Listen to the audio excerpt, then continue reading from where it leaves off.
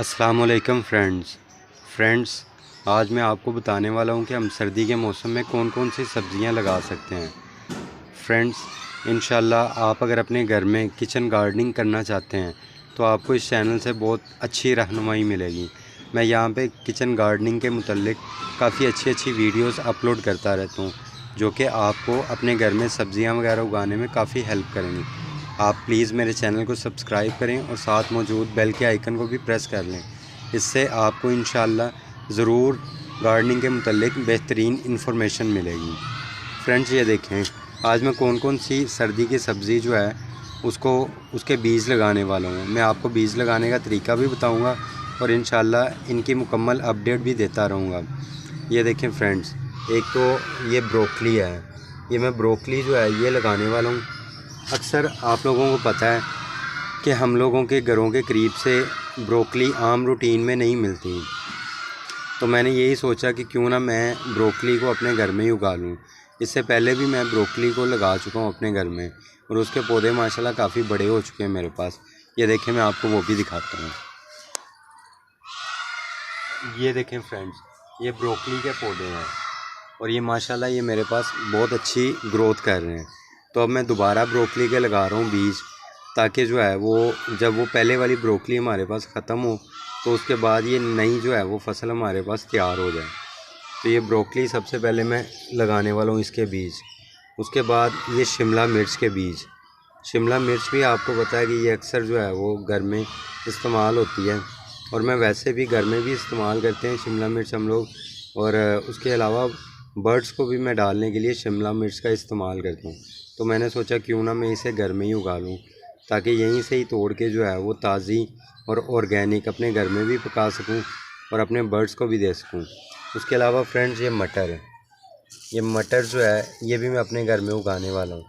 मटर के मैंने पहले भी पौधे लगाए हुए हैं और वो माशाल्लाह अब फल देना शुरू हो चुके हैं, उन पर मटर लगना शुरू हो चुके हैं, लेकिन ये मैं दोबारा फिर लगाने वाला हूँ।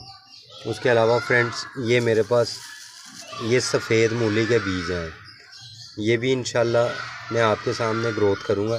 सफ़ेद मूली मैं पहले भी लगा चुका हूँ, वो भी इंशाल्लाह आपको उसकी भी अपडेट देंगे, वो भी बनना शुरू हो चुकी है। इसके अलावा पालक फ्रेंड्स, मैं आपको पहले भी दिखा चुका हूँ कि मैंने पालक अपने पास किस तरह जो है वो ग्रो की थी और उसको ग्रो करने का क्या तरीका था। इंशाल्लाह ये भी आपको मुकम्मल अपडेट देंगे कि ये पालक अब किस तरह ग्रो हो रही है मेरे पास। उसके अलावा फ्रेंड्स, ये लाल मूली, ये भी मैं अपने पास ग्रो करने वाला हूँ और इंशाल्लाह इसके मुतल्लिक़ भी आपको एक बेहतरीन सी अपडेट देंगे। फ्रेंड्स, अब मैं इनके बीज लगा के फिर आपको मज़ीद तफसील आगे बताता हूँ। फ्रेंड्स, ये देखें, ये मैंने इसमें पौधे लगा दिए हैं। ये देखें, ये बीज मैंने लगा दिए हैं।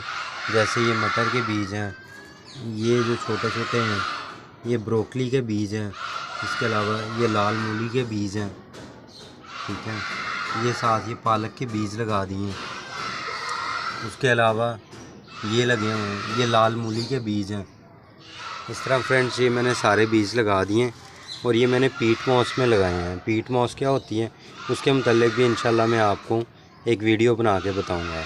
इसके ऊपर फ्रेंड्स, मैं यही पीट मॉस ही जो है यही स्प्रिंकल करने वाला हूँ, यही अच्छे तरीके से ना ऊपर मैं हिला दूँगा। ये बहुत लाइट वेट होती है और फ्रेंड्स, इसमें बीज के उगने की जर्मिनेशन रेट जो है वो बहुत ज़बरदस्त होता है। अक्सर जो है मैंने देखा है कि इसमें अगर आप जर्मिनेशन रेट चेक करें तो 90% से ज़्यादा आपका जर्मिनेशन रेट इसमें आ जाता है पीट मॉस में। तो मैं तो वैसे आपको यही मशवरा दूंगा कि अगर आप लोग जो है घर में बीज लगाना चाहते हैं सब्जियों के, तो आप पीट मॉस में ही लगाएं। इससे इंशाल्लाह आपके बीज ज़ाया होने से बच जाएंगे और आपको बड़ी अच्छी जर्मिनेशन रेट मिलेगा पीट मॉस में लगाने से। इस तरह फ्रेंड्स, आप थोड़ी थोड़ी इसके ऊपर स्प्रिंकल करते जाएं, जिससे कि बीज अच्छे तरीके से ना उसके अंदर छुप जाए। क्योंकि बीज अगर अच्छे तरीके से उसके अंदर छुप जाएगा, लेकिन बहुत ज़्यादा गहरा भी नहीं होना चाहिए बीज। अगर बहुत ज़्यादा गहरा भी हो जाएगा तो उससे भी जो है बीज के मरने के चांसेस बढ़ जाते हैं। बिल्कुल इतना सा आपने उसके अंदर छुपाना है कि बीज को बिल्कुल धूप वगैरह डायरेक्ट ना लगे और वो अपने अंदर पानी वगैरह जज़ब करके ना अच्छे तरीके से जो है वो अपनी ग्रोथ को चालू रख सके। इस तरह आपने इसको स्प्रिंकल कर देना।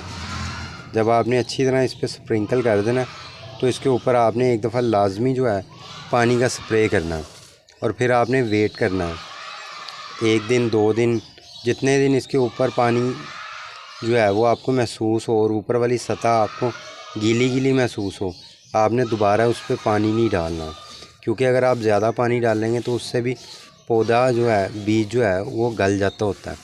इसलिए आपने इस चीज़ का भी ख्याल रखना है कि आपने ज़्यादा पानी नहीं डालना इसके अंदर। तो फ्रेंड्स, आपको मैं स्प्रे करके भी दिखाता हूँ और फिर इंशाल्लाह आगे चलते हैं। ये देखें फ्रेंड्स, ये मैंने ये बोतल रखी हुई है।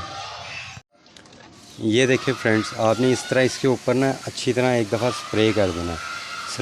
स्प्रे करने से ये फ़ायदा होगा कि ऊपर वाली जो मिट्टी है ना वो अच्छे तरीके से जो है वो गीली हो जाएगी और बीज को जितने पानी की ज़रूरत होगी जर्मिनेशन के लिए वो इसमें से बीज को मिल जाएगा और इंशाल्लाह आपके पास बीज की जर्मिनेशन बहुत अच्छी आएगी। जैसे ही आप ये ऊपर पानी का स्प्रिंकल अच्छी तरह कर दोगे, उसके बाद इसको ऐसी जगह पे रखना है कि इसको सुबह की 1 से 2 घंटे की जो है धूप वो मिलती रहे, ज़्यादा दोपहर की धूप इसको ना मिले, वरना इससे जो है मिट्टी बड़ी जल्दी सूख जाएगी और बीज जो है वो अच्छे तरीके से जर्मिनेट नहीं कर पाएगा। फ्रेंड्स, उम्मीद करता हूँ आपको आज की वीडियो अच्छी लगी होगी। अगर आपको वीडियो अच्छी लगी है तो मेरे चैनल को सब्सक्राइब करें और साथ मौजूद बेल के आइकन को भी प्रेस कर दें। शुक्रिया।